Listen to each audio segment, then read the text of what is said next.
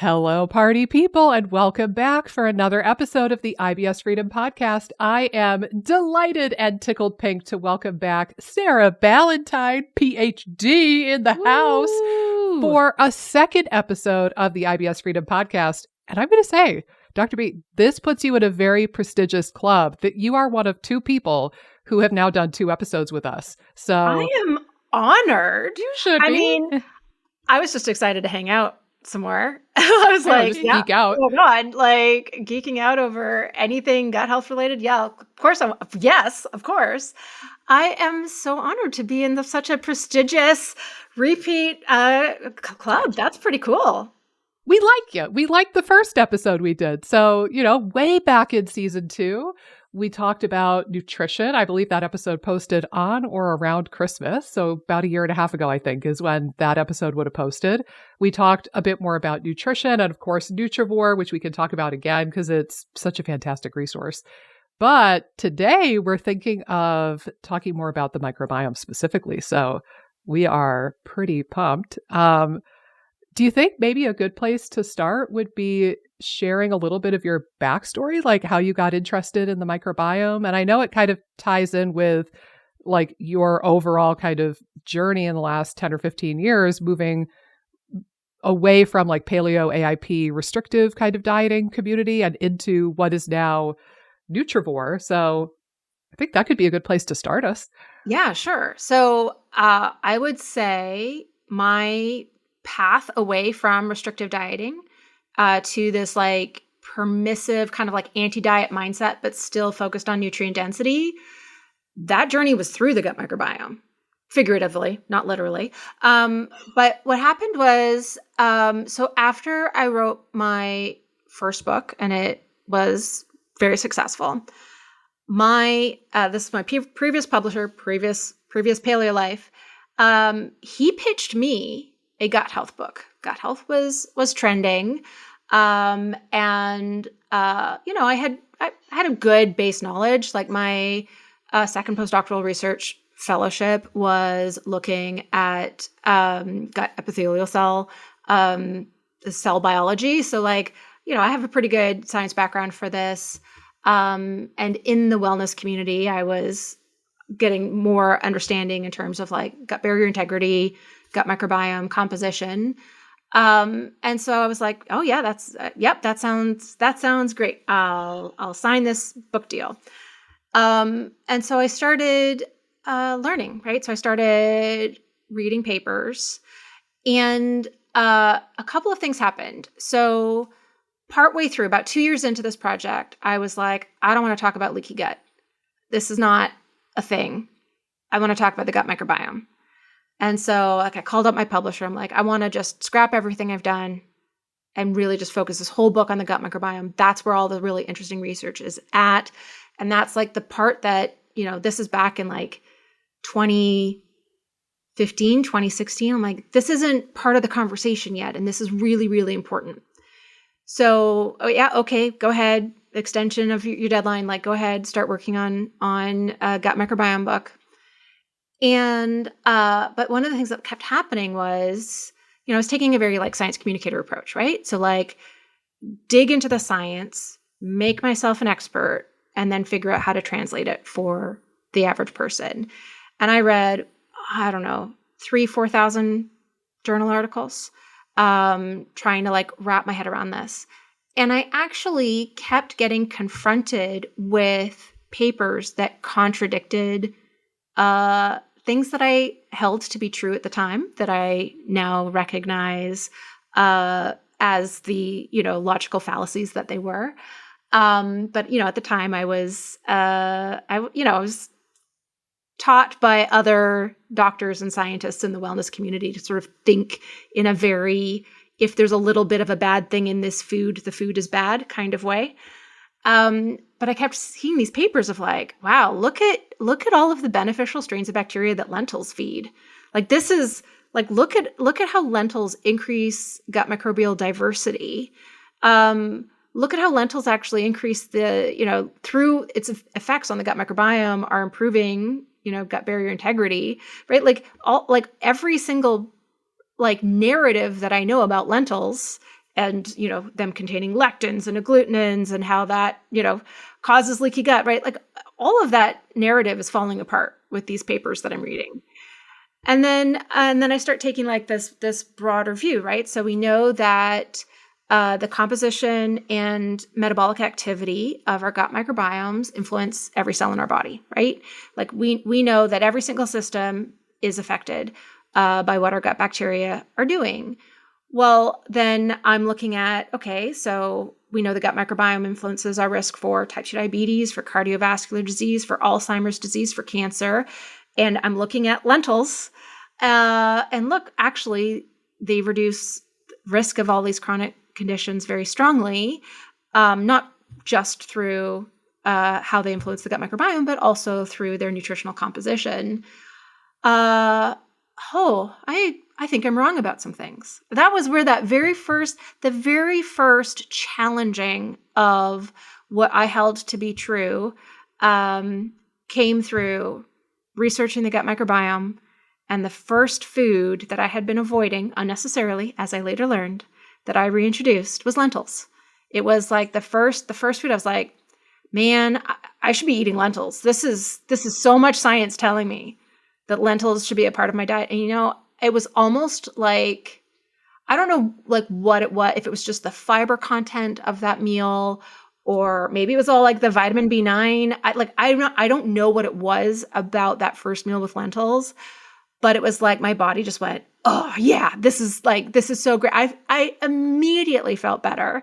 And maybe it was all in my head. Maybe it's just psychological. I don't know. But it just was like, oh, this is a really important food. And now I feel like I need to go back and look at every other food that I'm not eating and look through the lens of the gut microbiome.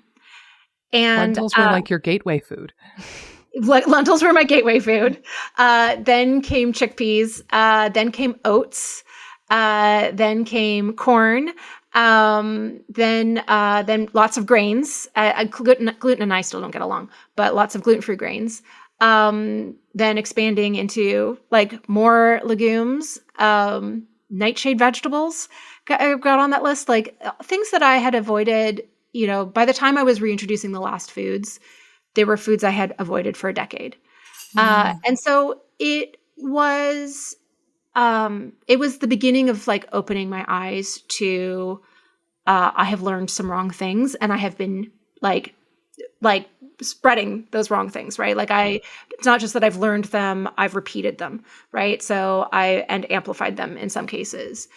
And that is, I have gut microbiome researchers to thank for that. And so then I started building my book as, okay, this book can't be a paleo book. Look at all these, right? I'm going to be recommending a lot of foods that are not compatible with that particular dietary template.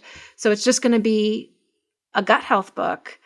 And then at the beginning of 2020, as I was wrapping up the project, it had morphed so much since what was pitched to me. And the publisher was just like, yeah, nah.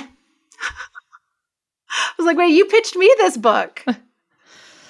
And now you're saying, good luck. Have fun with that. So I ended up just, walking away. I turned what I had into an ebook at the time on the old website and ended up, basically at that point, because that research had really opened up my eyes to how much I was wrong about foods. I mean, lots of things I was right about too. I mean, like, I was right about more things than I was wrong about, but like it really made me feel the need to take a step out of the community and just kind of like re-educate myself and kind of go back to the drawing board on a lot of topics. So I have Fecalibacterium prausnitzii to thank for opening my eyes to, a whole group of foods that I had been restricting and fearful of. I developed a lot of food anxiety that I didn't really realize until I started reintroducing these foods back into my diet. especially things like tomatoes. I had some mental blocks around tomatoes. And I think last time we spoke, didn't you share that it took you a good year or two to reintroduce a lot of these foods because there was such a great deal of food fear and food anxiety at the time?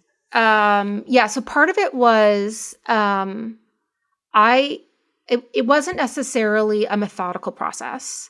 It was more like now I'm learning about oats.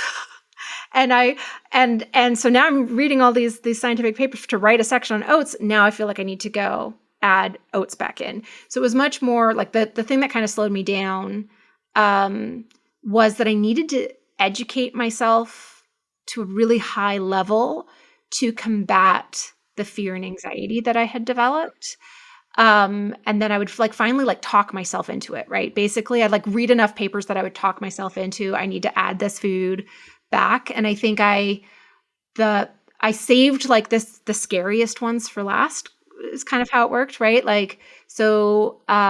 I used to believe that dairy caused my migraine headaches. I have evidence to the contrary now, since I consume dairy products every single day and have about the same frequency of migraine headaches as I had before, if not maybe fewer because of the increased calcium intake.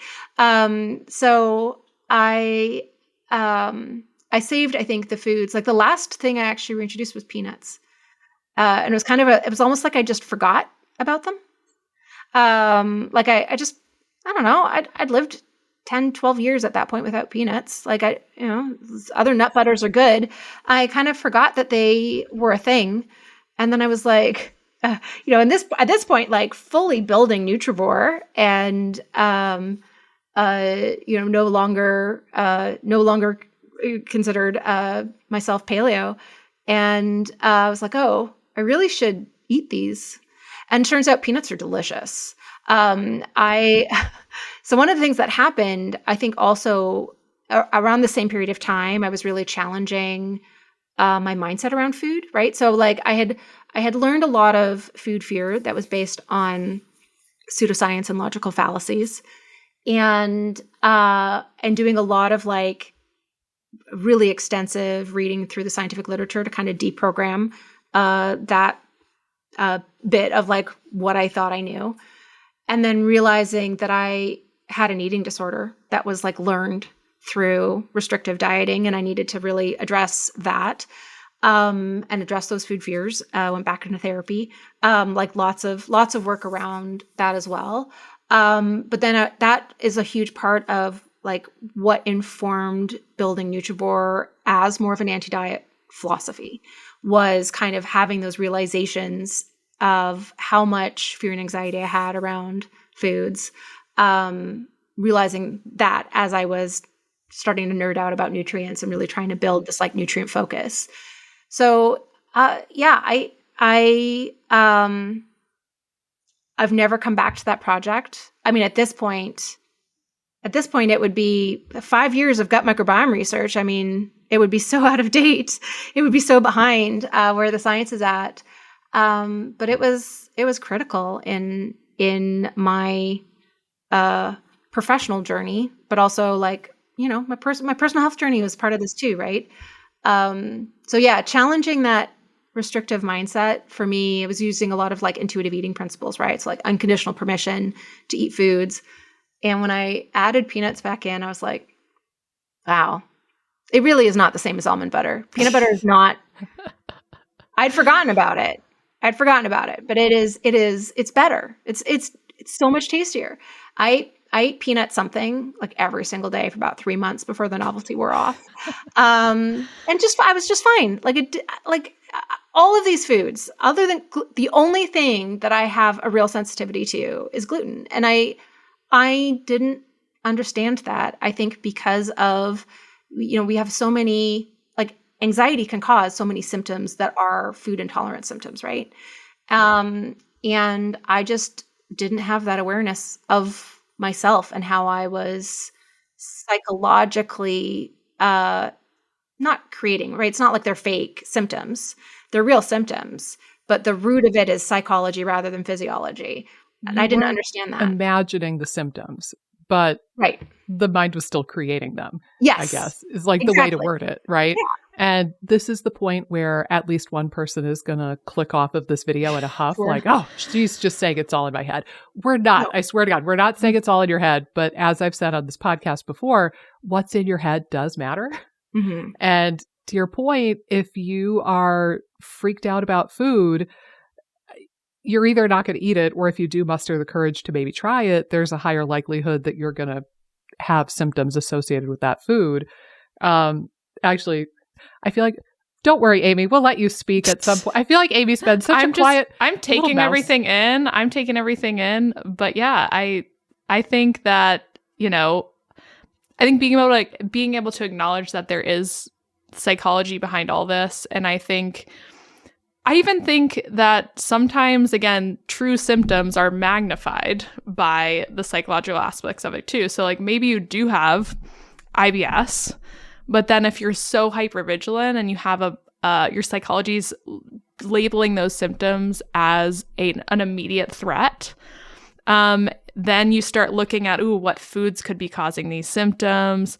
It can be very easy to mislabel a food or start to kind of put a food as, this is off limits because it caused symptoms, when it might, those symptoms might be unrelated to that food.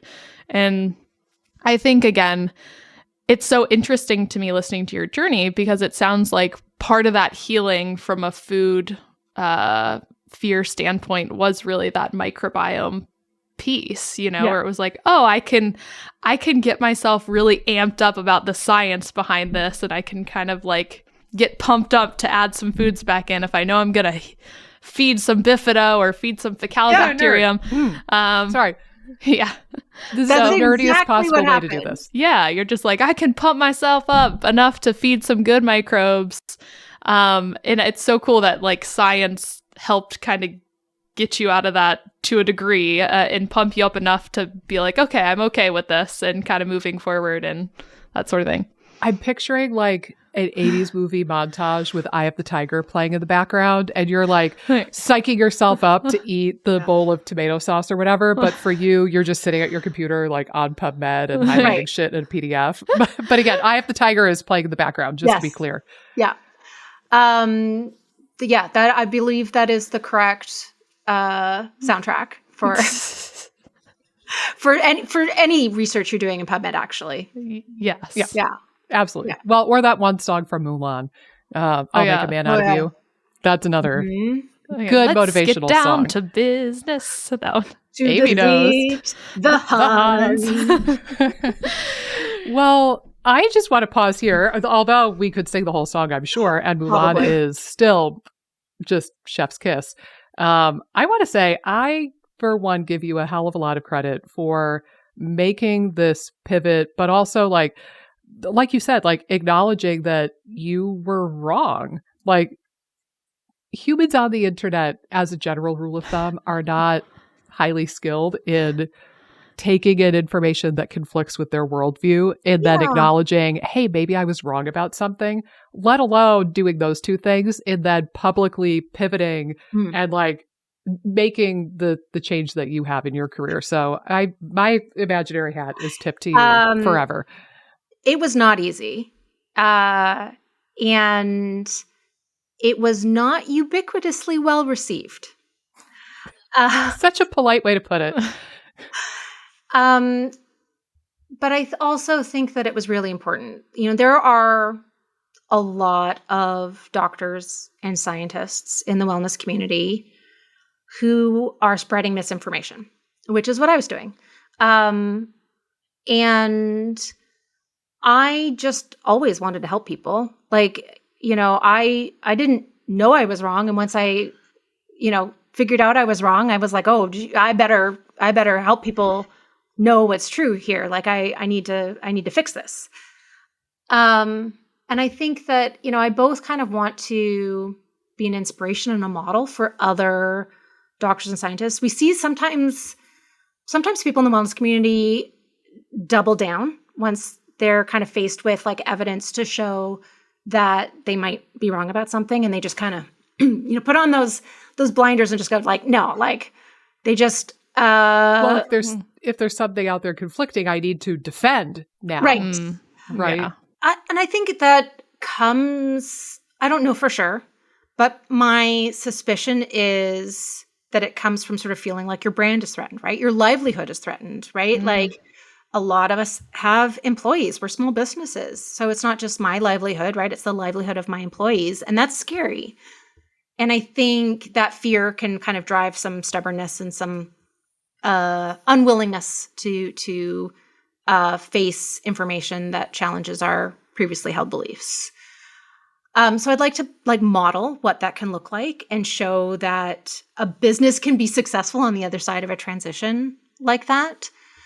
But it also, for me, because my goal this whole time was to help people, it was a moral imperative. Like there was no other option to me than I could have also just quietly disappeared from the internet, but that wouldn't have corrected the misinformation, right? That wouldn't have done the job of helping people adopt a healthier, more balanced diet and a healthier, more balanced relationship with food, which is what I'm trying to build with Nutrivore. So for me, the goal was always I didn't plan it out because it just kind of happened piece by piece online. But those pieces were about me sharing each piece as I was learning it. And it ended up being that most of my audience came along for the ride with me. And an angry minority blocked me. But that's okay, right? Not everyone's ready for information. But I also think we get so comfortable in our corners with that sort of echo chamber around us. And I think there's another thing to model, which is being open to learn. And I think that translates to every part of not just the internet, but every part of life. And as much as there were many instances of discomfort and stress, and I felt a lot of guilt and shame over the realizations of some of the things that I had gotten wrong. I think that that's your path through, right? That's your that's your path to growth.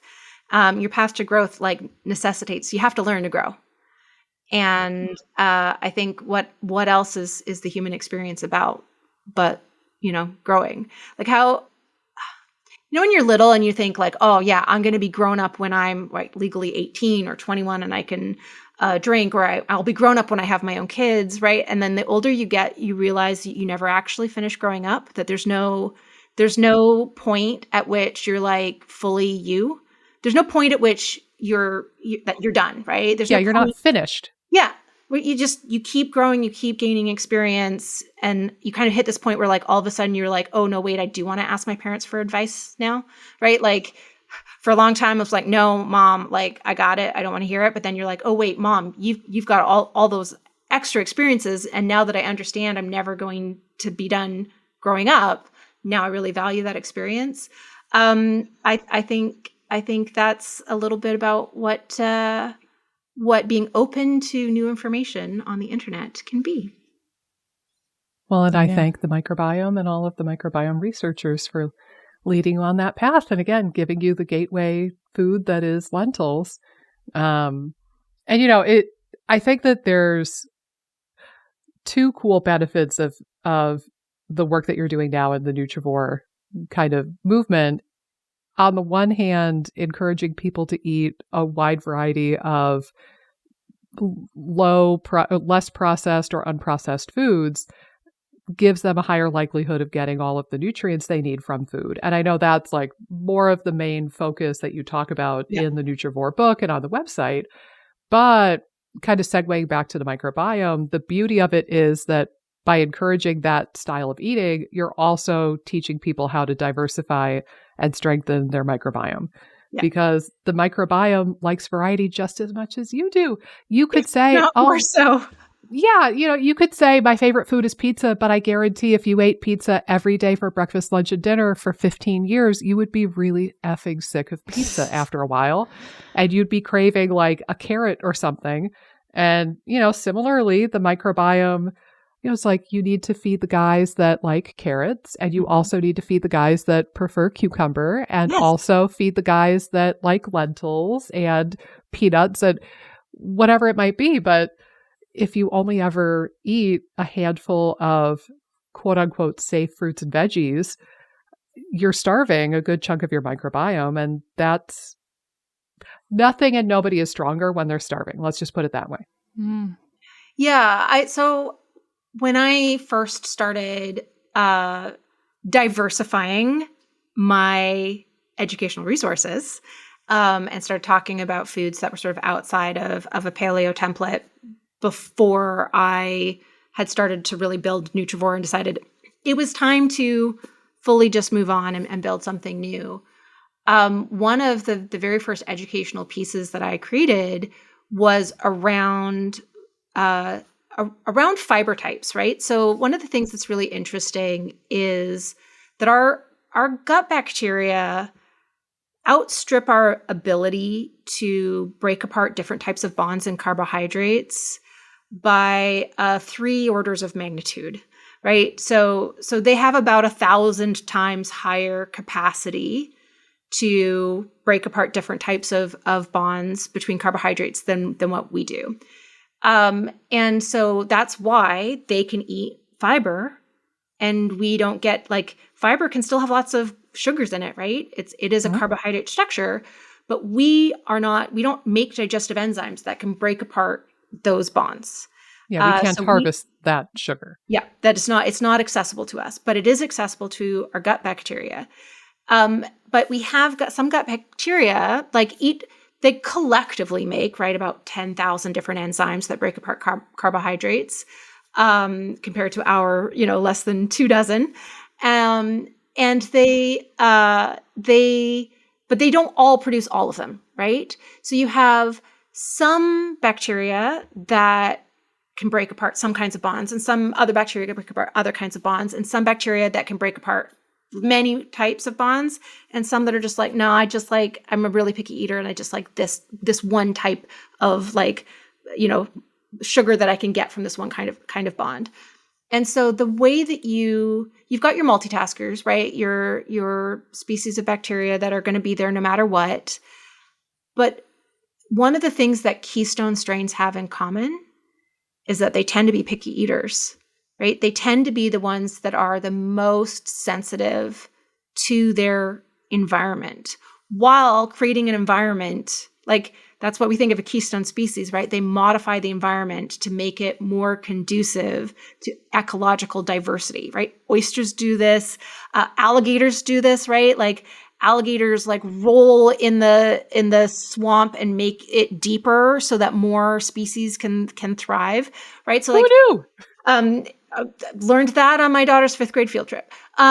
So keystone species modify the environment to make it a healthier environment, but you need to have the right pieces in place for those keystone species to thrive in the first place, right? So we think about many bacillus are keystone species, right? Our bifidobacterium or lactobacillus. These are the bacteria that are features of a healthy gut. I would say Akkermansia fits into this, right? We've got our Methanobrevibacter smithi fits into this, right? Our really important strains that are easy to not feed when our diet does not include a diversity of whole plant foods. And I think this was most easily shown in human studies by the Human Gut Project that did that study, in 2018, 2017, where I wish they'd had a bigger sample size so they could have done bigger bins, but they basically only compared people who ate 30 or more different plant foods during the week versus people who consumed 10 or fewer.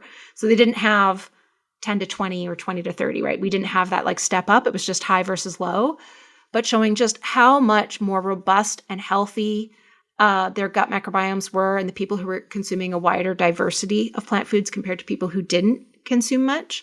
And that comes down to when you have a whole plant food, it has many different types of fiber in it, right? Even your Sure, your celery's got lots of cellulose and hemicellulose, but it still has lignans and pectins. Like it still has other types of fiber in it.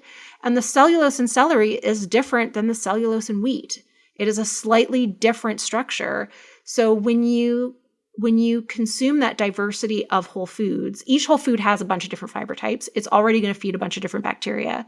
But then when you spread that diversity out over 30 different plant foods a week, or maybe more, maybe the cutoff's 20, who knows? Like we haven't had a good follow-up of that study yet.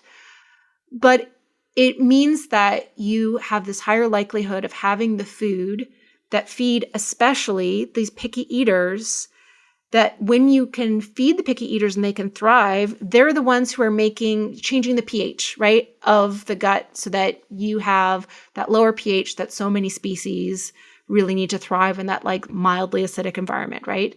And inhibits pathogens a lot of the time. Yes. Like candida or whatever it might E. be. coli, right? Like pathogens generally thrive in a more basic environment. That's why alkaline water gives me the heebie-jeebies. That's the technical term for how I feel about it. Is. That is the water. science term. Yeah. I saw it on PubMed. Yes. Yeah. I'm pretty sure that was in the title. Yeah. Willikers is also acceptable if you prefer. They're interchangeable. So that's like part of like my, like the very first, resources that I was starting as I was talking about the gut microbiome in my like stepping stones towards the Nutrivore. Was talking about different fiber structures and just how interesting carbohydrate digesting enzymes are and how many there are, but we can't make them.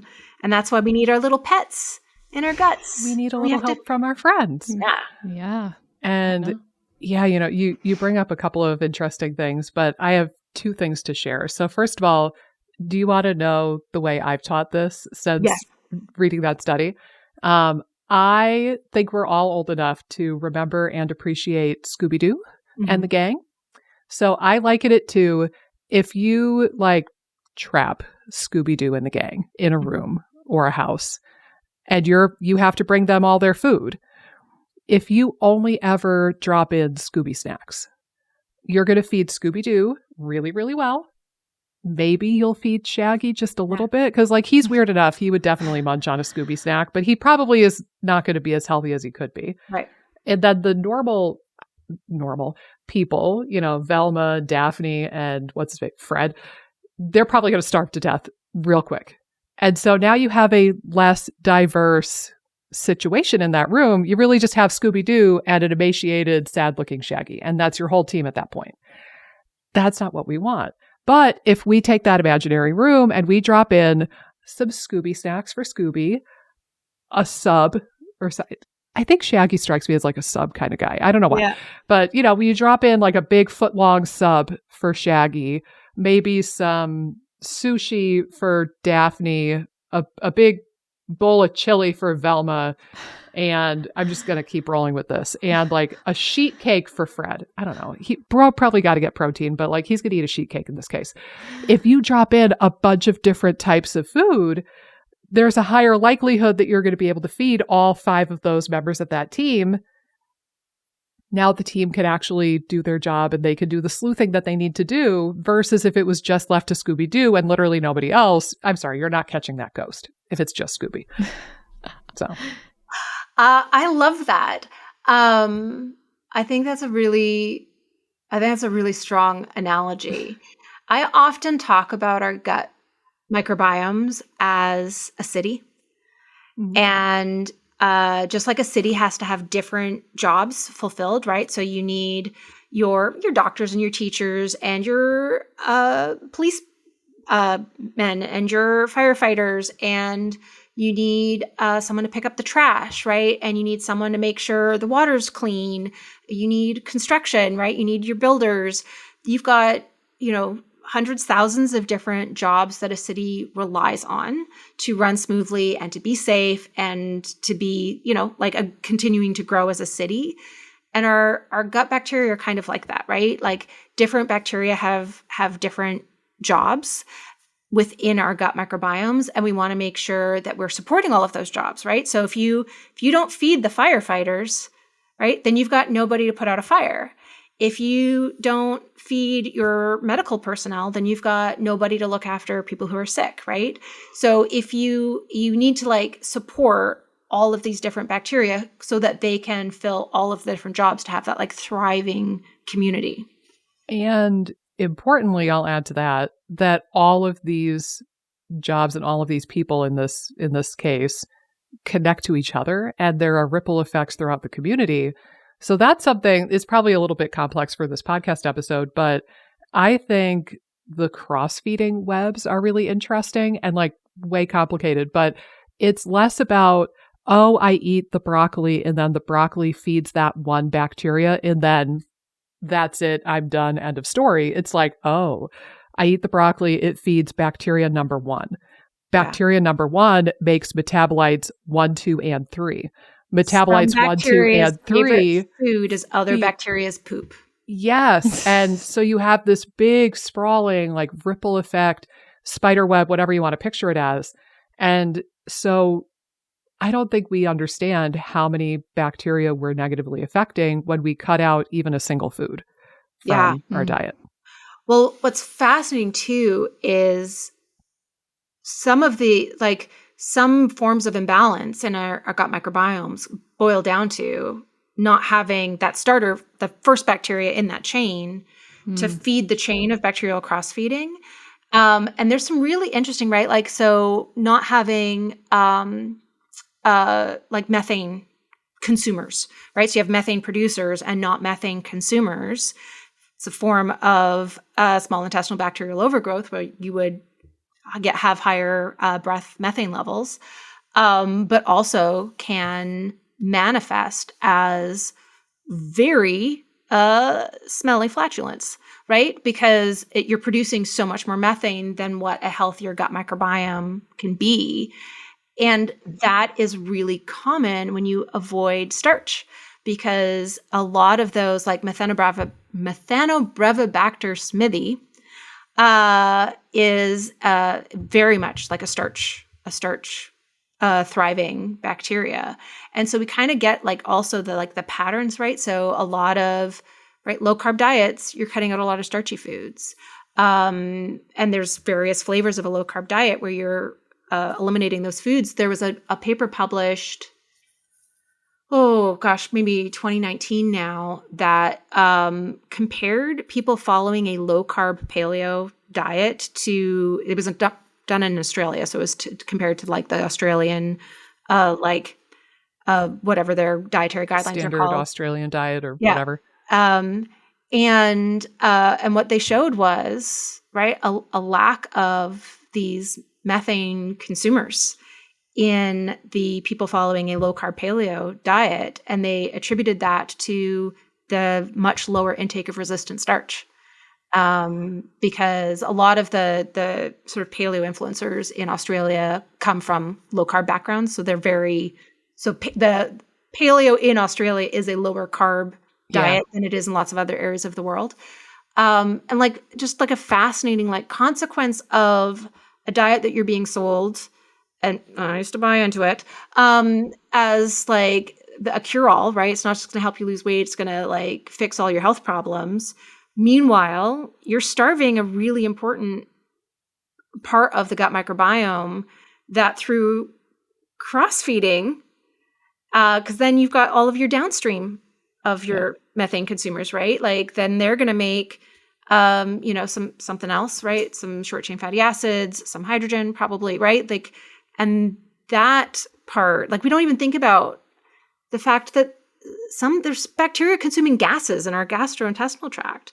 And that changes the experience of eating it changes the experience of eating foods, right? But think about bean limericks, right? Bean limericks don't mean anything if you've got a lot of bacteria in your gut who can eat gases. Yeah. Yeah. I think too, just in the context of the IBS and SIBO sufferers that come to us, I think they oftentimes are being programmed. You talked about how you had to kind of become deprogrammed, that the only way to fix their microbiome is through starving it, right, or through antimicrobials, like, oh, they found this one weird bug on this stool test and they have to blast it for months with antimicrobials, and I'm still having symptoms. I might need more antimicrobials. And it's this very much process that's centered around killing, clearing, starving. And the microbiome is so much more complex than that. And the crazy thing too is that when you look at IBS studies, like that lower diversity is linked to IBS, low bifido, like all these low keynote species. And that could be driving some of the like mucosal inflammation that's seen in IBS, and that sort of thing. And, you know, it's very rare. And I think we talk about it enough that more people are coming around to the idea, but it's rare sometimes to talk to people who are focusing on diversity building to help their gut, because all the focus when there is IBS or there is SIBO is just, oh, you gotta do low FODMAP and SCD on top of each other and histamine. Like, don't forget histamine. So and then antimicrobials and the elemental diet. Just don't eat anything. Yeah. So someone's eating 10 foods and, you know, at that point, they're not just starving their microbiome, they're starving, you know, every cell in their body because they're underfueled. And I do think it takes deprogramming, like when I work with individuals too, to try to make that mental switch when everything has been messaged to them to cut, starve, kill these microbes, instead of figuring out, no, I need to like nourish and nurture my microbiome so I can get things back into balance. And I think the only other point too is like overall nutrition helps to create such an important environment, like it creates environmental shifts that lead to the microbiome to do well. Like if you're not getting certain nutrients, your gut-brain axis can't function optimally, and therefore, like, you're going to produce less digestive juices that affect the environment. The pH could shift. You know, there's more inflammation potentially. The nervous system isn't functioning. Less hormones, less neurotransmitters. Like everything kind of falls apart when micronutrients and nutrients aren't present too. Yep. So yeah, I think it's like, it's so multifactorial, but I think the big thing is, like you said, you're feeding a whole bunch of different microbes if you're adding different diversity in. But I think too, which your Nutrivore does a great job sharing, like if you're able to get all the micronutrients to help the gut-brain axis connect properly, then it puts all the pieces together. One of my favorite like microbiome fun facts is that Bacillus species collectively make something like 700 different selective antibiotics. And they do this in our digestive tract, right? Which is helping to control the growth of pathogens, like in addition to things like producing short-chain fatty acids to lower, and like lactic acid to lower the pH of the gut environment. That also helps to control the growth of pathogens. So like one of the best things we can do to control the growth of like that one bad guy that showed up on that stool analysis is like feed all the good guys, right? Like it's because they're going to do that job for us. And that doesn't mean, right? I think there's obviously lots of situations where a non-absorbable antibiotic is going to be part of restoring a healthy gut microbiome, you know, rifaximin or whatever. But I think we've got so much more interesting research showing the power of adding versus subtracting for improving gut health. You know, there was that study where they compared high fiber to high fermented food intake. I mean, it was everybody increased fiber, but it was basically looking at, it was 6 servings a day of fermented foods, which is a lot, so much.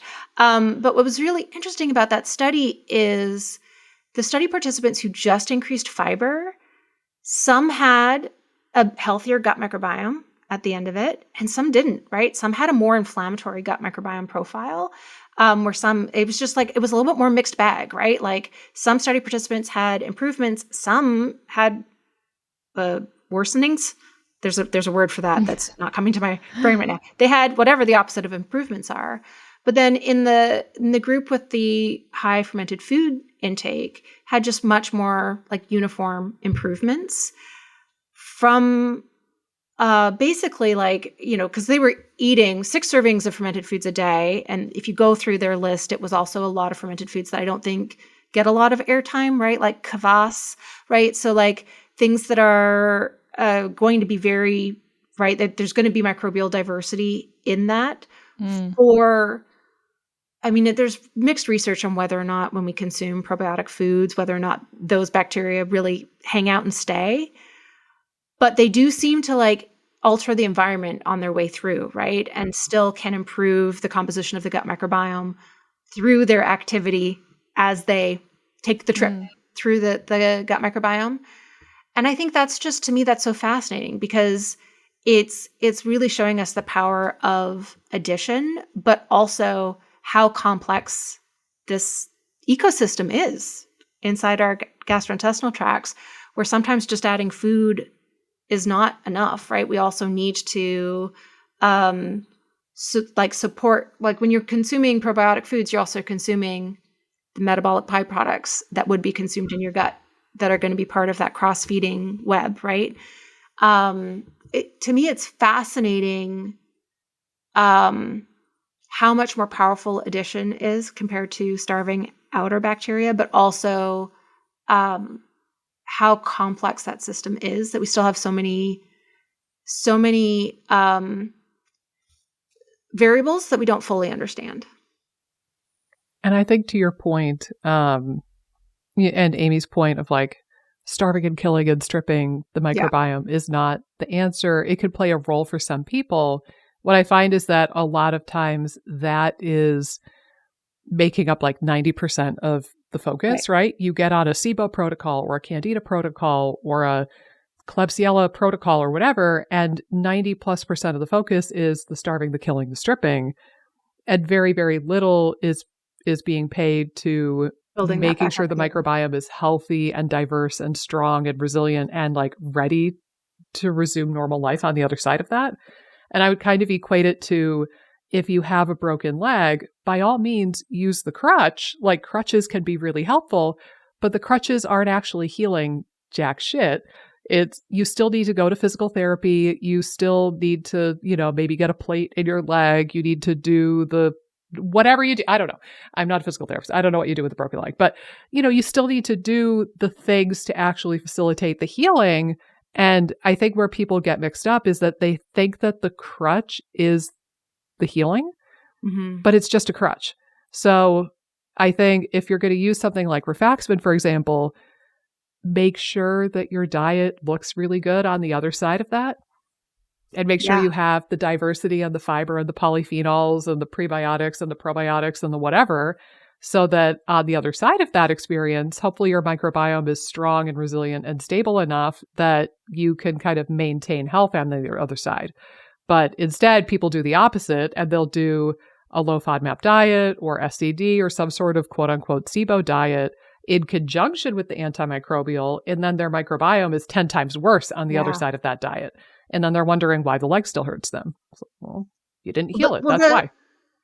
The sound bites, right? The soundbite selling pitch for those diets is, fix your gut. And then you adopt those diets and your symptoms resolve really, really quickly because you're the initial thing that's happening. Because crutches are fantastic when you have a broken leg. Of course, your leg's going to feel better in the moment, you dummy.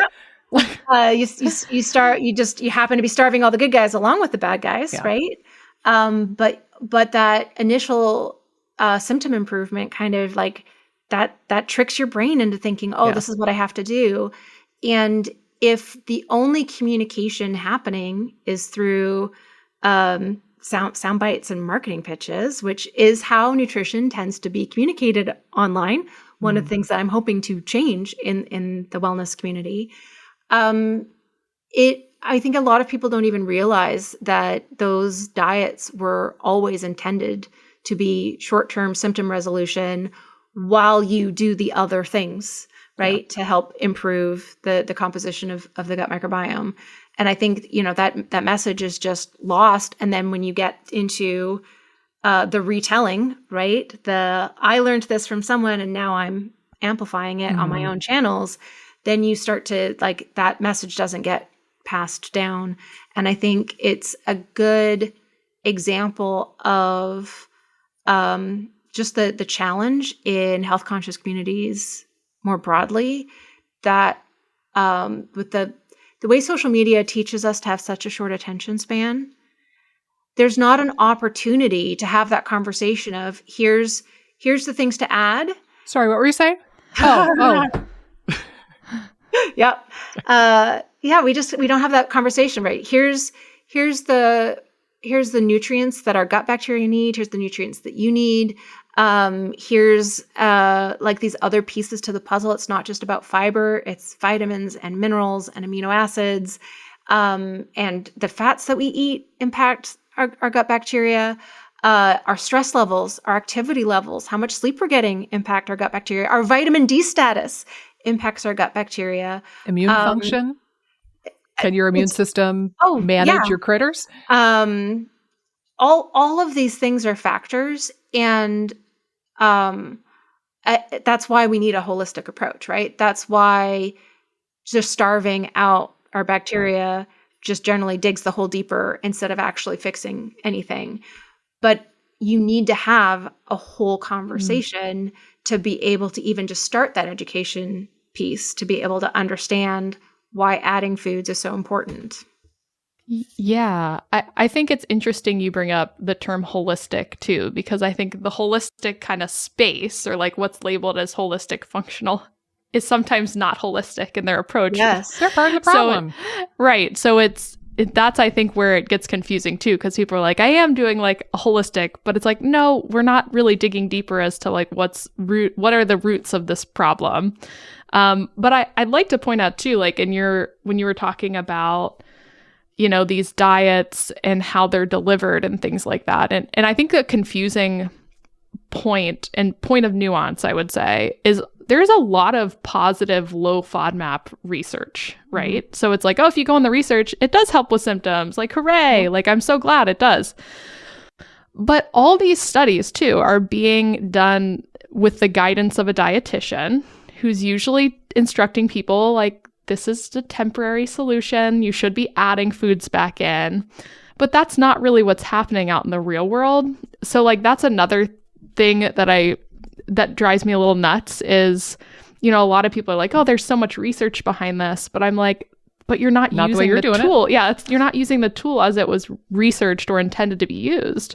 And it's intended to be used short term. But even some GI doctors are like, just stay on it. Like, it's helping, So they'll deliver messages in a way where it's like, there's never a point where they can get back to a total 180 change in their mindset from like starving symptom control versus nourishing, nurturing kind of the microbiome in their gut environment.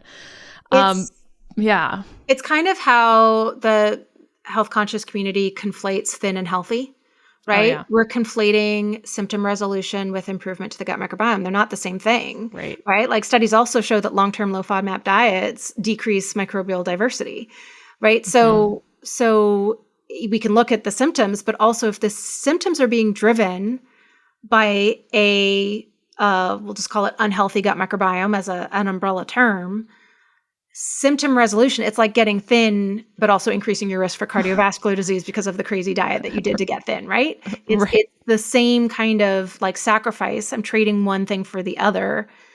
And the real thing we want to do, right, is get healthy and adopt those lifelong healthy habits that also help to normalize our body size to a metabolically healthy weight for us as individuals.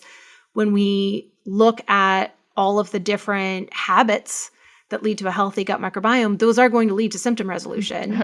But we're not doing symptom resolution as like the only goal and sacrificing a healthy gut microbiome for the symptom resolution. Maybe importantly too is that the way you're describing is not necessarily going to be quick. And I think that's one of many things that we talk about on this podcast is that I think it's very reasonable that people want to feel better ASAP. I get how you get there. I was there. Like, Amy and I understand that. But that's not always a realistic goal. That, if you've had IBS since you were 16 years old, it's not a realistic goal to feel like you're going to feel better in the span of a week or a month or maybe even a few months, right? Like this is going to be a slow, steady wins the race sort of scenario. And I think that's the thing, is that these diets and antimicrobials or the elemental diet or whatever, these things are marketed very successfully as, oh, they're going to help you feel great super quick. Like you could cure SIBO in 2 weeks. You just have to go carnivore. That's all you need to do. And it's like, but at what expense, right? You can feel better in 2 weeks, but are you wrecking your microbiome or your metabolism or your mental health or something else in the process? And I think it's very much a robbing Peter to pay Paul kind of situation. But again, like in people's minds in the time, all they know is that Paul is pretty happy because Paul just got paid. So that's what they're focused on. And they're not even looking at poor Peter who just got robbed blind. So it's the gut version of like lose 7 pounds in 7 days by cutting out these 7 foods, right? Like it is. And then, you know, you will lose weight quickly because you're losing glycogen storage and all of the water attached to it, right? Like, and you get that initial positive reinforcement that lets you think, oh yeah, this has got to be right. And I think that's dangerous because it feels like data that confirms I'm on the right track, even though it's not actually the right thing to measure. Yeah. And I will say too, like, even the fact that you brought up the word like dangerous, like I do think people jump on FODMAP without any guidance. Like I would view that as kind of dangerous and high risk. But a lot of people wouldn't. They just say, oh, I'm just changing my diet like to help with these symptoms. But I do think if you're going to do something like that, like you probably need to be working with someone or really know what you're doing because there are risks. And I will say too, of like the top 20 things or strategies I like to use with IBS, like low FODMAP isn't on the top 20. There are so many other levers, like you were describing, like diet and lifestyle levers outside of just low FODMAP that are much lower risk with way more reward. So in my opinion, you start maybe with the lower risk, high reward options that help push the needle long term. If you feel like you need to at some point do like a couple weeks of FODMAP or do a little bit of FODMAP for symptom control, by all means do that. I just would definitely make sure that you're working with someone to do low FODMAP, because I do think it can be really dangerous mentally, physically, if you're kind of finding yourself stuck on that diet and unable to kind of get off. And that happens pretty much all the time. Well, and I'll say too, and you touched on this earlier, there's a really big difference between low FODMAP as it is taught by Monash, right? Like with the supervision of a dietitian, being mindful that you're still getting enough calories, your macros are decent, you're getting your vitamins and minerals. They are telling you about the pitfalls of like, hey, you might not get enough thiamine or calcium or whatever on this diet, so we need to be extra careful of those things. You know, they're teaching you the FODMAPs are not bad and evil. You're not starving the SIBO. That has never once been proven in research. What's actually happening is this, like educating you about what is happening and what you can expect, and then educating you, okay, you could do the restrictive version of this diet to the degree that's, you know, merited for your case for 4 to 6 weeks, at which point we're going to start reintroducing foods because this is a temporary fix. It's a crutch. It's not a solution. And like that experience is way different. And frankly, like, I don't know about you, Amy, this would actually be interesting to say. I think I maybe have seen a grand total of like 2 people clinically in my practice who went through the low FODMAP journey the correct way with the dietitian. Almost exclusively the people who get stuck and come to see me and do my program or work with me one-on-one are the people who either did the low FODMAP or some sort of SIBO diet based off of their internet research and they did it by themselves, or this diet was recommended or prescribed to them by a functional medicine doctor, an integrative doctor, or a naturopath, or somebody in like the functional integrative community. I almost never see people who have actually done it the right way. And there's probably a reason for that because they don't need me. Yeah. That's It's probably true. Also, I mean, there's not good enough access to Very true. Very registered dietitians, and right. So, a lot of people, even if they have good, employer-based healthcare, are still not going to be able, like, they're not going to have that covered, or it's going to be out of network, right? It's that's also, I think, a little bit of an indictment on the healthcare system more broadly. Yeah. I think at the very least, go to Monash and get your information from Monash. Yeah. Well, they have a practitioner course or a dietitian course that's excellent, but they also have one for like lay people that I think is like $100 or $150, very reasonably priced. And they have an app that's like $10. It's the best $10 you'll spend if you're going to do low FODMAP. It's a fantastic app, but to Amy's earlier point, low FODMAP or restricted dieting in general doesn't even make it into her top 20 of things that she would do for IBS anyway.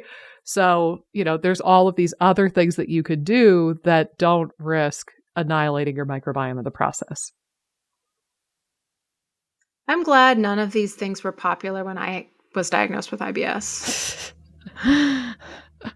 Not that what my doctors prescribed was actually helpful, because it was just symptom management. But I think, by the time I was into this research, my IBS symptoms had resolved because I was eating a whole lot more whole food based diet with lots of vegetables. And so for me, it never felt like I needed to go low FODMAP or anything like that. Have I ever told you the story of when I got diagnosed? No, I don't think so. I was in grad school. So just a little stressed.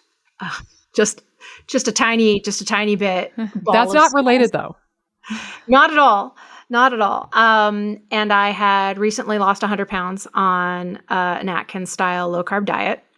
So not a lot of fiber in my diet, and had always kind of had a sort of IBS-C type symptoms, but they got really bad. And I went 2 weeks without having a bowel movement. And ended up, I was in Canada, so you can just go to the ER when you're sick there. So went to the ER with sharp abdominal pain, and ended up, having an X-ray, which showed it was really full in there. There's some impactions, like this is a situation.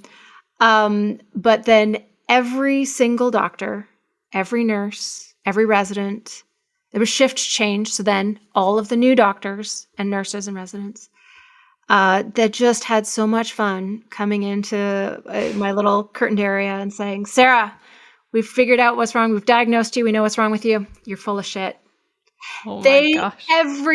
I heard that joke no less than 13 times that night. I'm sitting here suppressing that dad joke myself. So it's funny you brought that up, because I was like, at what point can I make this dad joke that everybody sees coming?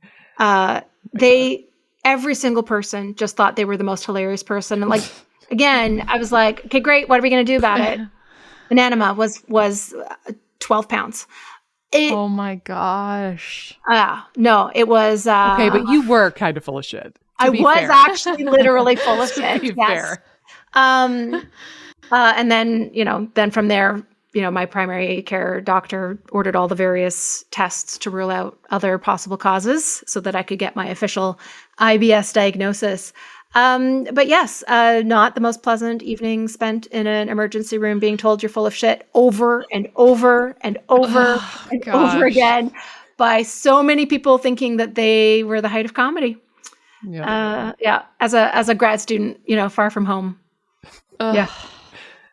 Oh gosh. Traumatic. Well, like you kind of said, you had some existing symptoms perhaps, and then stress and sleep deprivation and probably not getting enough fiber, like all of these things sort of compounded on you. And then one fateful night in that ER, you got that. Oh gosh. That being said, I don't know if this is an appropriate pivot, but I'm going to try anyway. I had another little short story to share with you, and I think that you'll be deeply horrified to the core of your being. So I'm looking forward to this. I'm going to tell you briefly about my Uncle Paul.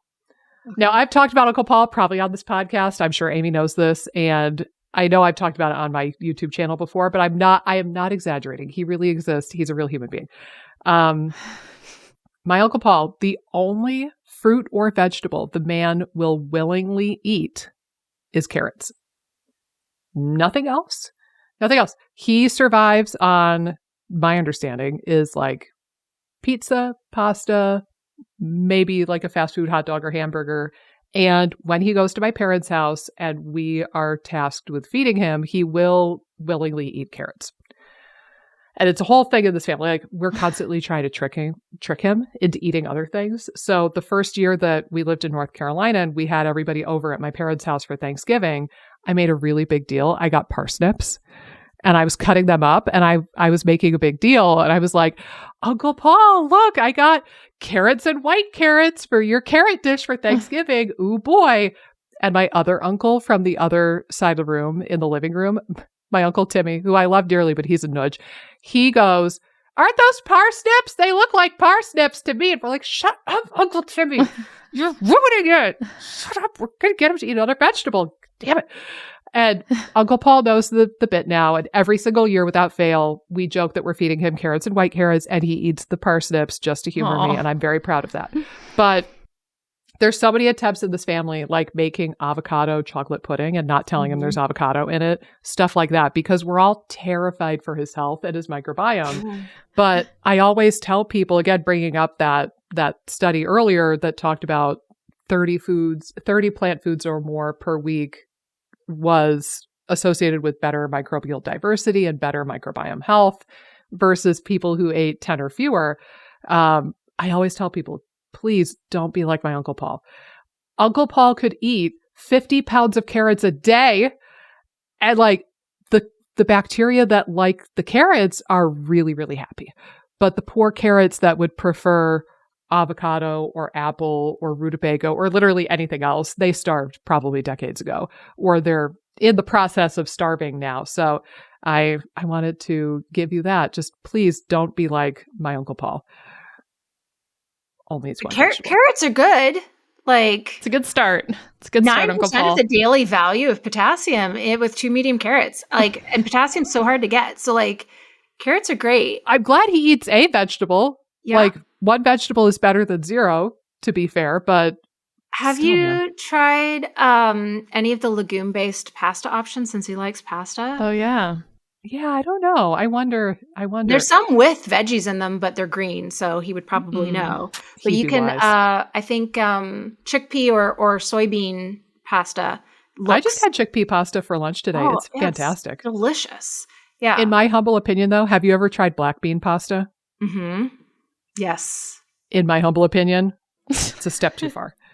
I looked at the label and I'm like comparing it with the chickpea pasta and I'm like, ooh, more protein, more fiber. Hells yeah. And I brought it home and it was like a brick. It was like a gummy brick. I don't know what I did to it. Which brand did you try? I don't remember. It was a couple years back. So Only Bean makes a black bean one that has a very good texture. Okay. I think their edamame pasta is their best. But their black bean is pretty good. So, because I mean, the legume-based pasta options that are out there vary dramatically in overall eating experience. Yeah. So I would say, like, my go-to are Barilla because they're so affordable, and very good. And then Only Bean because they've got so many different options that other companies don't make. So maybe I'll look into that because my guess is, because I usually get either the Wegmans brand chickpea pasta, or if we go to Costco and it's on sale, we'll get the Banza brand one in like a big mega box. My guess is that the black bean pasta was probably a Wegmans brand item. Yeah. And it's nothing against Wegmans. They're fantastic and most of their stuff is great. But that, I don't know if it was user error or if it was just not a good product, but it was not a good experience. So maybe I'll look into this brand. Yeah. Yeah, I think the trick is figuring out non-vegetable ways to increase fiber. Yeah. And carrot cake? I don't know. Ooh, I had carrot cake last night. I made carrot cake yesterday. And it's so funny because I sent a text to my friends and was like, does everybody just love carrot cake? Is carrot cake just the best? I love carrot cake. Love carrot cake. Yeah. And everyone agreed. My husband was like not into it, but he's very picky. Makes a great substitute for carrots and carrot cake? Parsnips.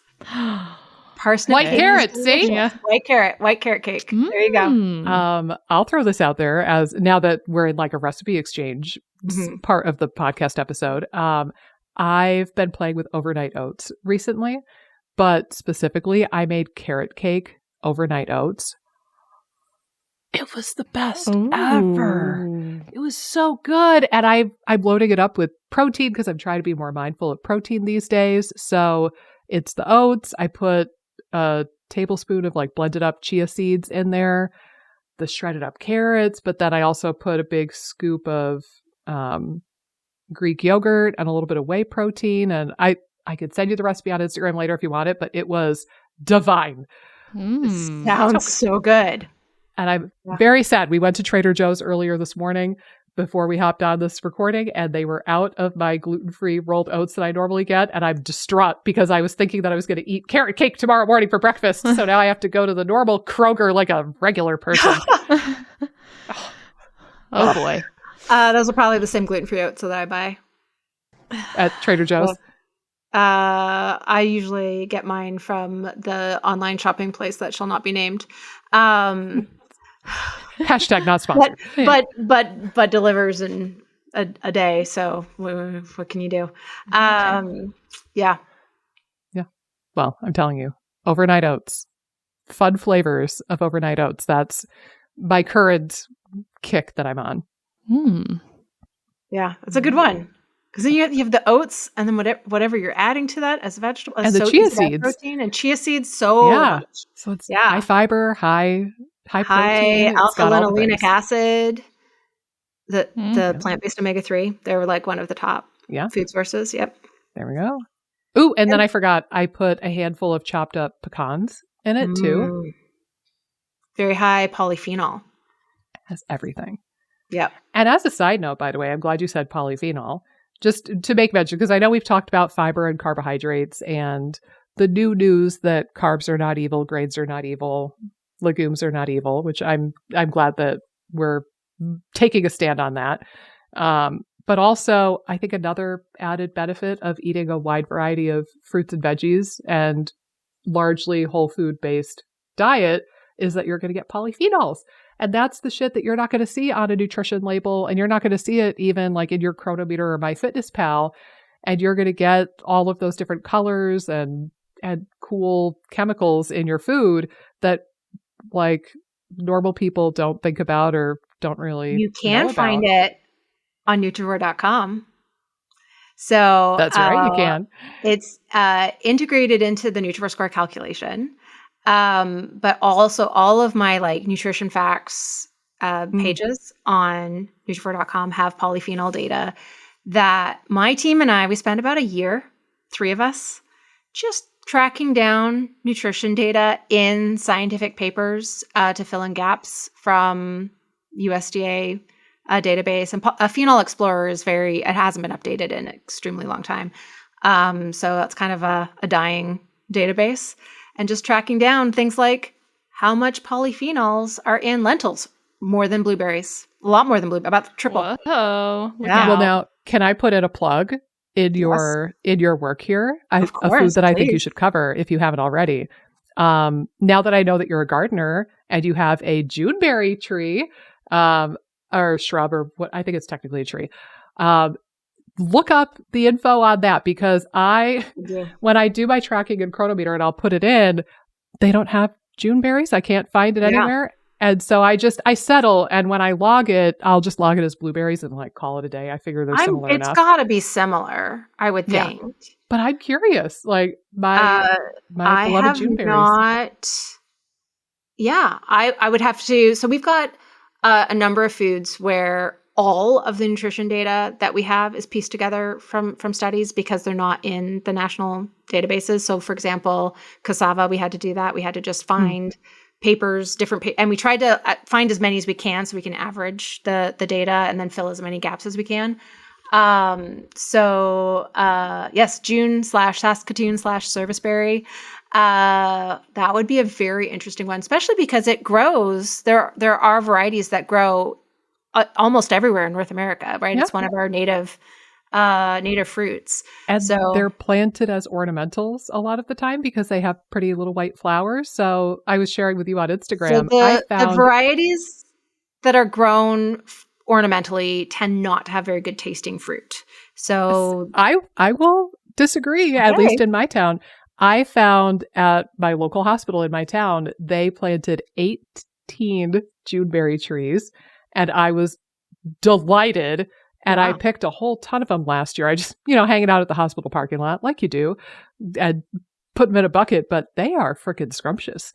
I'm already. You can get a good one. They are like if blueberries and apples and almonds had a baby.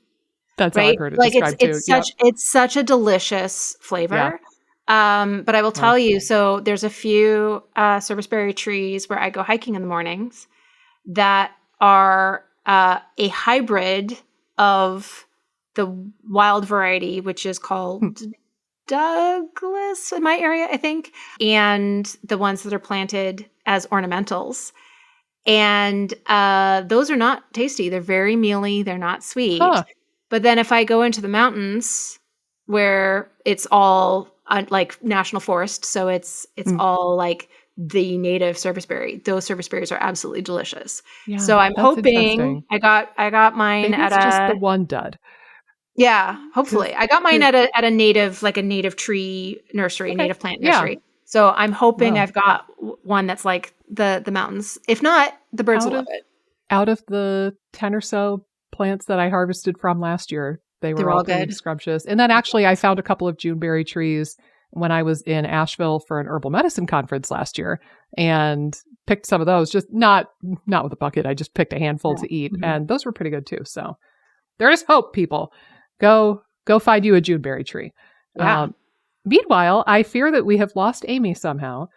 My guess is that she had to urgently go potty, and now I'm going to out her to the world by saying that. But I was just kind of becoming aware of the time and thinking that I want to be mindful and respectful of your time. And I'm just so grateful that you came and joined us again and talked about, your story, your journey stuff. And the microbiome. Yeah. And hopefully it struck a chord with some of our listeners. It's a big deal. I hope, presumably anybody who's still listening is all on board with, deprogramming and, unlearning some things that are wrong and challenging our beliefs and using that knowledge to expand our diets. Like, hopefully that is the main take-home message that I bring today.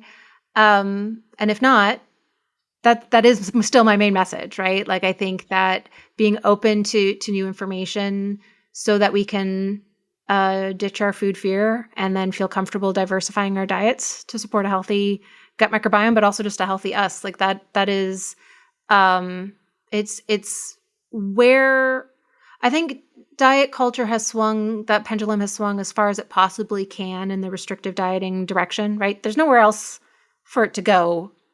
I feel like carnivore is the far end at this point.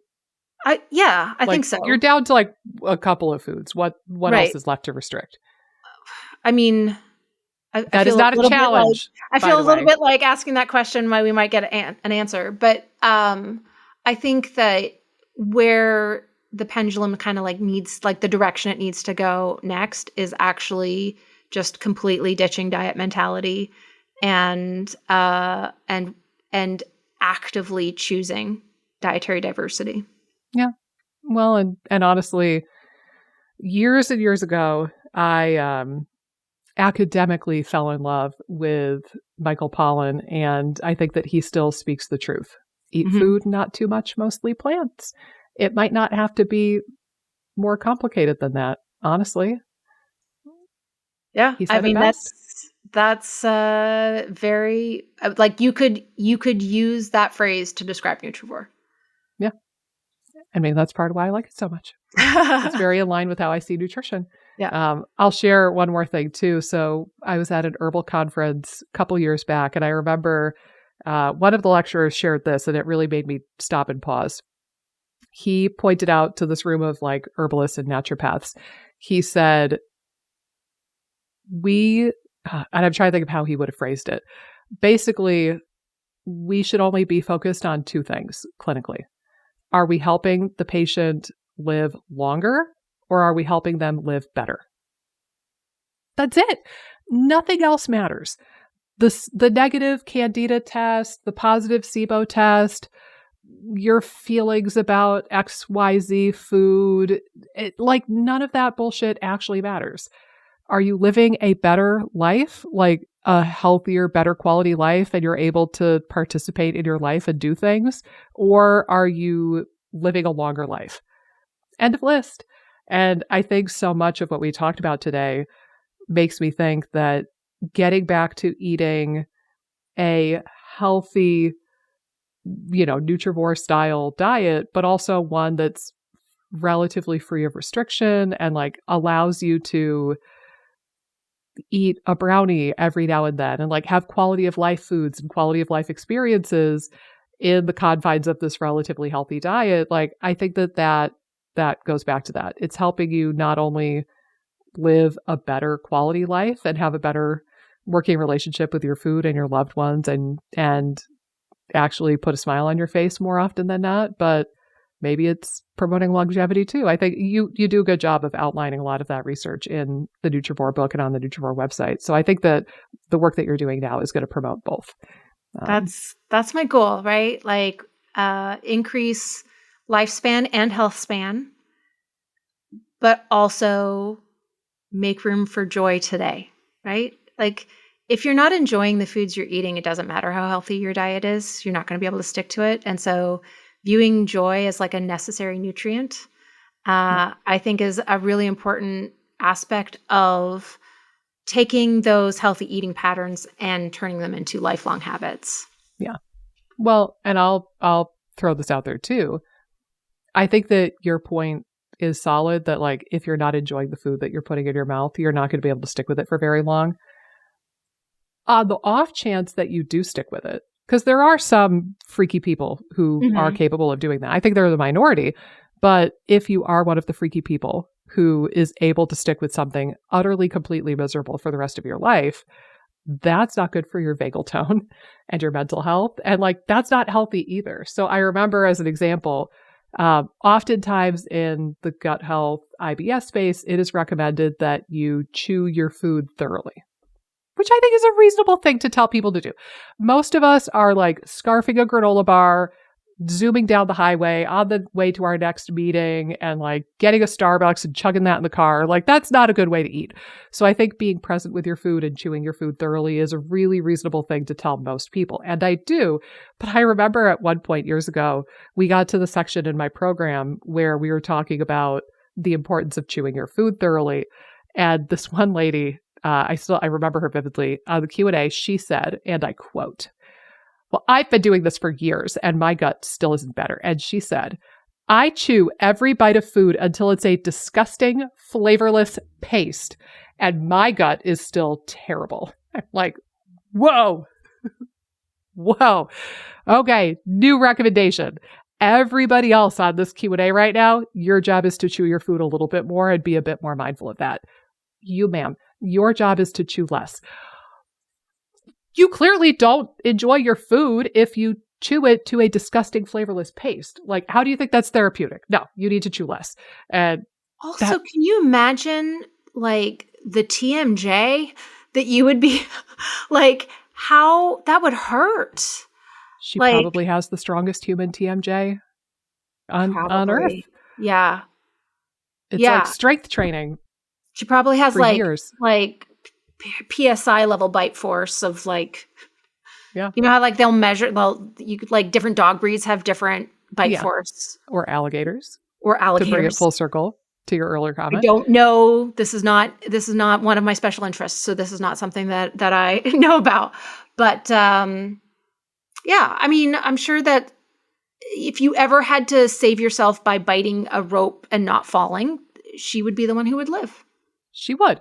But I think that she was probably pretty miserable eating that way for a really long time. And then you could just kind of hear it in her voice that she was almost like resentful that had not magically cured her IBS. And I was like, I think you're missing the point, dude. I think we need to like get back to some of the fundamentals being maybe you can enjoy your food. Like, we have this negative stigma against like the person who enjoys their sweets too much and overindulges and like, has a bad day and then drowns their sorrows in a pan of brownies or whatever. But pan of brownies. It's okay if you feel enjoyment from your food. Like, I think that's actually a really good thing if you enjoy the food that you eat. It's not to say that you eat brownies and milkshakes for every meal. Like, I hope that you respect and love your body enough and you know enough about nutrition that you would choose not to do that for every meal of every day. But there's got to be some balance. Well, I think that comes back to this sort of like toxic message from diet culture that if you're enjoying your food, it doesn't count, right? Like, no pain, no gain. You have to be miserable in order to be doing it right. Mm-hmm. And I think one of the most powerful tools for adopting a healthier diet is to give yourself permission to make those whole foods, right? Mostly plants, not too much, to make those tasty, right? To roast your vegetables, to add a salad dressing to your salad, to use seasonings, right? And I think we're sort of programmed that food has to be like bland and boring in order for it to be healthy. And I think that embracing, right? How, like if you want cheese sauce on your broccoli, then do that, right? Like whatever those delicious flavors that you can add to the foods that do support your long-term health, make those foods delicious. Like that's a really important strategy for making healthier eating a way of life, right? And that I think that is the ultimate goal, is that it's not a on again, off again. We're not doing a diet yo-yo. We are improving the quality of our diets in a way that supports our health, supports our gut bacteria, right? Reduces our risk of long-term health problems, but in a way that like sustainability requires, right? It's not just making room for treats. It's also making those nutrition foundation foods in a way that caters to our preferences. Yeah. I think well said. And I'm remembering now we got on a discussion thread on one of your posts around Thanksgiving about the debate of, are we allowed to put mini marshmallows on our sweet potatoes and yes, we are. Brown sugar? And I remember we were both very pro, like, dude, jazz it up. Yes. If you're going to eat those sweet potatoes, then hell yeah, jazz them up, make them delicious. Also, in what world are you adding so many marshmallows to your sweet potatoes that is 10% of your calories from added sugar? That recipe is, none of those recipes are that. It's just adding a little bit of sweetness. Like it's like pizzazz. It's okay. You're adding pizzazz, not we're just adding a little zhuzh. Yeah. Yes. We want to be thinking about the composition of the whole diet, and also, when is Thanksgiving your whole diet? It's not, right? So like also it's okay if you have a day that's not balanced. Like 80% of the time I eat relatively healthy. Like I love my body, I respect my body, and I know enough about nutrition that I'm going to try to eat healthfully more often than not. But 20% of the time, life is short, life is weird. I'm going to go get ice cream with my kid or eat a brownie or whatever it might be. And I think if we could all get back to eating that way and like eating in a health promoting kind of Nutrivore style way, I think that would do our microbiomes and our bodies a whole lot of good. Yeah, I mean, I couldn't agree more. That being said, let me point folks in your direction so that maybe they can continue learning with you, because I know I love following your stuff. You are on Instagram. You are on YouTube, and I believe both of those are under your name, Sarah Ballantyne, correct? Yes. For the handles. All of my social media, the handle is at Dr. Sarah Ballantyne. Perfect. And then your website and your book share a name, and that is Nutrivore. So it's Nutrivore.com, and Nutrivore is the name of your book, which is fantastic. And my copy personally has about 8 million sticky notes and highlighting areas in it. So even my copy does. Yeah. Even my copy is full of little, because I love to be able to like grab, go to a table real fast or go to a graphic real fast. So even I have lots of little notes in my own copy. Yeah. Well, I love it so much. I regularly recommend your book and your website, and I regularly send your videos to people. So thank you for all that you're doing. And again, I think you're making the world a better place, and you're leading people down what I very strongly believe is the correct path. So, or at least the bare minimum, a much healthier path than they probably were going down before. So thank you. That's my goal. And if I discover later that I'm wrong again, I will say so. Hopefully not. I didn't like that. I didn't like it the first time. So hopefully we're done with that part. Yeah. Well, again, I give you a hell of a lot of credit for going on that journey and doing so publicly. Because again, I know that there's probably, like you said, a small but vocal minority of people who were quite pissed when you made that pivot. But it's, you're trying to speak the truth and you're trying to help people. And that's what takes precedent over the butthurt feelings of the people who aren't willing to look outside of their current comfort zone. So just, it is what it is. But I tip my hat to you. Not wearing a hat, but I'm going to pretend that I'm wearing a hat. And thank you so much for coming back on our podcast and spending another day talking to us. We thoroughly enjoyed having you here. And I know Amy would say the same if she wasn't taking the longest pee break imaginable. So thank you so much. And guys, that's going to wrap up our episode. Go check out Dr. Ballantyne on, again, Instagram, YouTube, and then Nutrivore.com and Nutrivore. The book is, I imagine, available anywhere that books are sold. So go check out all of the above. They're fantastic. And Amy and I will see you back here for another episode of the IBS Freedom Podcast before you know it. Until then, take care and go eat food, not too much, mostly plants.